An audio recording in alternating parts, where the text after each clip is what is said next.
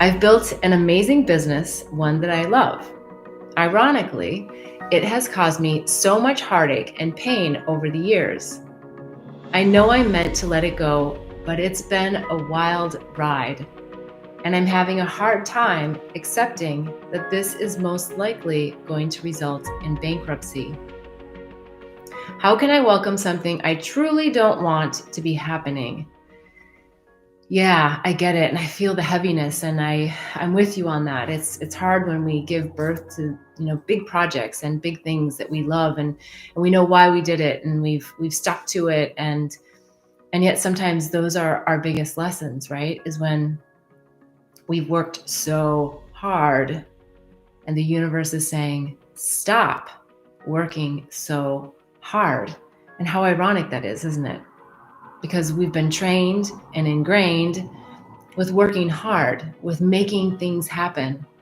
And yet there's this energy that's available to all of us at all times that allows us to receive simply by giving and receiving ourselves, right? On an energy basis. Here's kind of an interesting story. It seems odd to be sharing right now on the show, but a couple days ago, I was visiting my parents, and I went to a coffee shop that I'd been to a couple of times. And I'll just make the story really short to say that the lady ended up giving me 2 free coffees. And I was like, oh, I had my credit card in hand. I was ready to pay. And in the system, she just gifted me 2 free coffees. And I was like, oh gosh, thank you. And I felt really grateful. Look, it's a coffee, but the swell of gratefulness that came through me, and like the irony of it, just like, well, why did that even happen, right? Like, how did it even happen? And then just saying, it doesn't matter, just receive.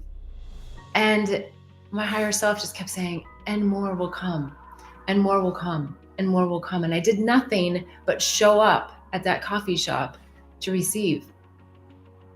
And we can take that analogy and put it into so many different places in our life. If we just get through that program, that we have to work hard. Mine from the Midwest was work hard and be humble, and look, it's all good programming to some degree, but then there's a place in the space where we go, oh, wait, but there is also another way. And so I'm asking for all of you to step into that other way. Let's see, did I answer that? I've built an amazing business, one that I love. So how do you let go of this? You love it for everything that it's taught you. You love it for all the pain that you've endured through it. You sit with that, not forever, not in the rabbit hole, but you sit with how exactly you're feeling about those failures. I'm going to say that like that in air quotes, because they're not failures. There is nothing about what you've done as a failure. You may have gotten some hints from your higher self somewhere along the way, maybe, that you could have closed this up even a year ago, or 2 years ago, or 3 years ago. But until we choose to really let the mind sit over here and listen to spirit, we're going to go head over heels into these stumbles and these falls, only because it's the resilience that's going to build us back up for something so much bigger. And everything that you've learned and everything that you did to dig your heels in when you needed to, and to put the white flag up when you needed to, all of those things were things that you needed to learn for whatever's coming next.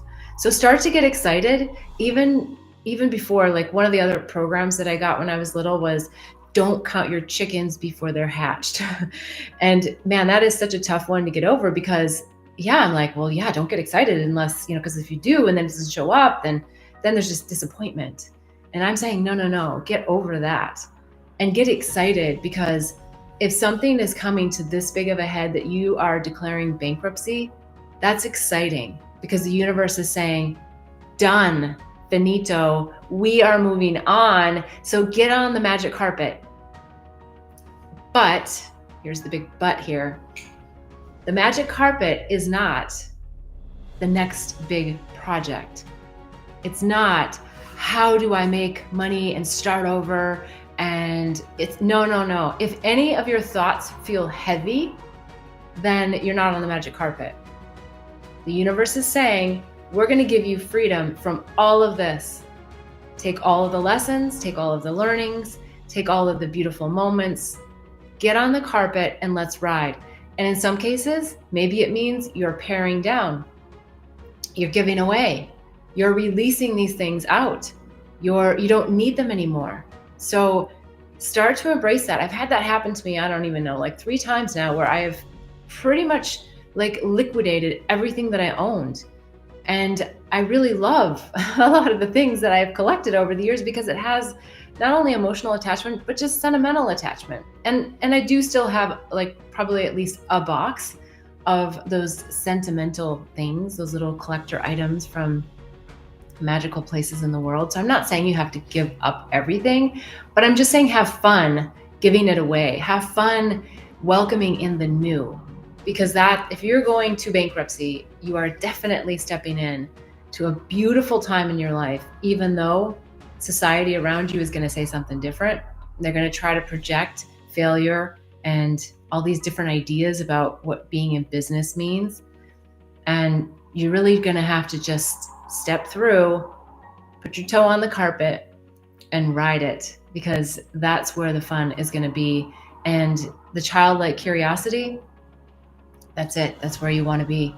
You want to be curious about what's coming next. If you get too raveled into that mind, it is going to take you to the deepest, darkest places. And there's nothing wrong with that either, because you might need to go there, because you might just need to get in there to those deep, deep, deep seeds that you've been working on for all this time. So do your best to just stay calm, carry on. Maybe that's part of the crown coming through, but to say that phrase. And just know that you are protected, you are guided, you are supported, even at times when it doesn't feel like it. And I would love for you to come back and ask questions on the show and share anything that's happened as a result of the bankruptcy, if that is where you end up. We're all in it together. And I so love that you guys ask all these questions. Please come back next week. You can go to bethbell.me. There's a state of the heart assessment. I think you would love this if you haven't already taken it. You'll see where your state of the heart is. Look, we can be in one state one day and another state the next day. So we know that it's transient, it moves. And the most important thing to do is to have a spiritual toolbox to help us get through these transitions from one state of the heart to another. And so I'll also invite you to the Awaken Inner Wisdom membership. There's an application on bethbell.me as well. I would love to see you in there. We go much deeper on a lot of these topics. It's the free Q&A show is always going to be here at 11:11 on Sundays Pacific time. And the Awaken Inner Wisdom membership is a much deeper space, place, sanctuary where we get into and really release a lot of this so that we can tap deeper into our own inner wisdom.